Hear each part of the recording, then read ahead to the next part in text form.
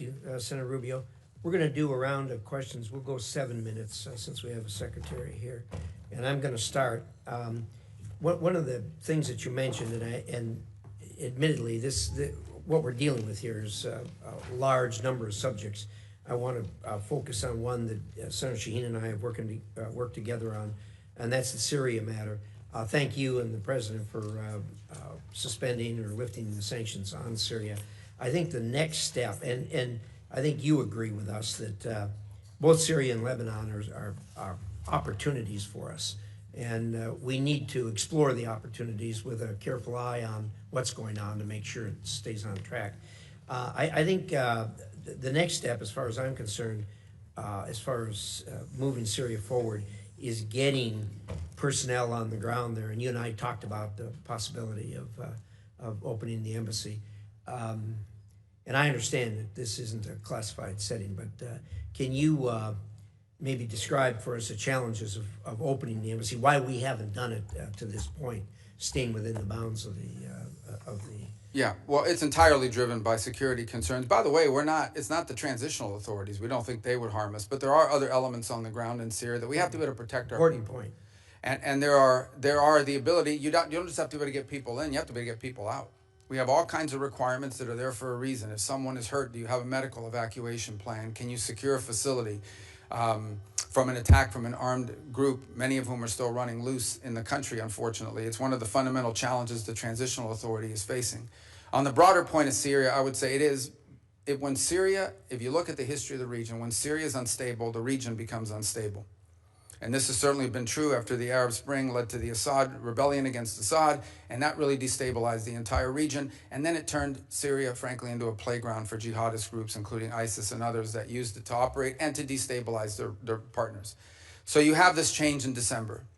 In my view, which I've discussed with many of you individually, is the bad news is that the transitional authority figures, they didn't pass their background check with the FBI, okay? They've got a tough history and one that we understand.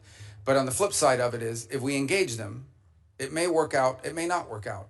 If we did not engage them, it was guaranteed to not work out. In fact, it is our assessment that, frankly, the transitional authority, given the challenges they're facing, are maybe weeks, not many months, away from potential collapse and a full-scale civil war of epic proportions, basically the country splitting up. The good news is that there is a Syrian national identity. It is one of the places in the Middle East where Alawis and Druze and Christians and Sunni and Shia have lived and Kurds have lived alongside each other underneath the banner of a Syrian identity until it was broken by a butcher, Assad, who pitted them against each other. So they face a number of challenges. The first is they are dealing with deep internal distrust in that country because Assad deliberately pitted these groups against each other. He claimed to be the protector of the Alawis and the Christians and pitted them against the Druze or whoever else he wanted to, and the result is a deep level of distrust. The second is the displacement, upwards of 6, 7, 8 million Syrians living abroad, very successful, by the way, in the countries they go to. But we need to figure out how we can enable the transitional authority to create an environment where they come back home, where they can come back to their homes, where they can help rebuild their economy. But what prompted the president to move quickly on sanctions? Because we had a plan. We engaged with the foreign minister at the UN here in New York. We gave him a visa to come into the country. We allowed their finance minister to come to World Bank meetings here in Washington, D.C. The next step was I was going to meet with the foreign minister, and some of you may have met with him already at Munich, but I was going to meet with him in Turkey at the NATO gathering.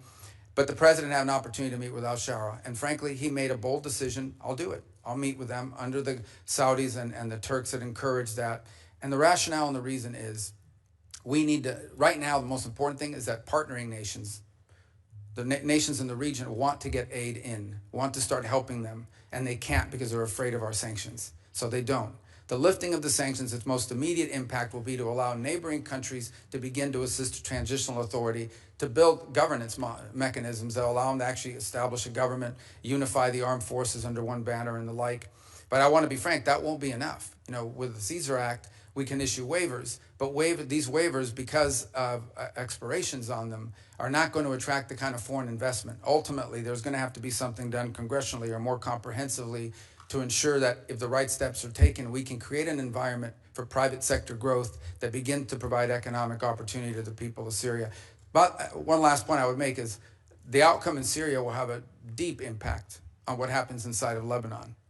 because Lebanon too has been hurt by a combination of clashes at the border, but also they've had to assume responsibility for some of these Syrian refugees. We believe that, by the way. So the combination, if you think about a region, let's say 2 years from now, where Syria and Lebanon are stable, that opens up incredible opportunities around the region for all kinds of peace and security and the end of conflicts and wars.